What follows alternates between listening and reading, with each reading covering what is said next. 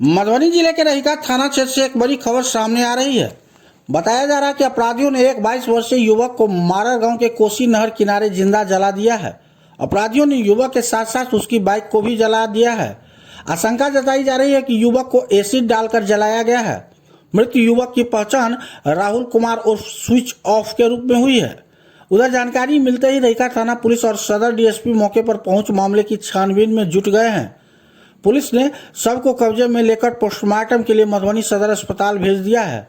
उधर सूत्रों की माने तो पिछले साल भी राहुल पर जानलेवा हमला हुआ था, जिसमें राहुल बाल बाल बच गया था। उधर रहिका पुलिस राहुल के बारे में भी जानकारी जुटा रही है।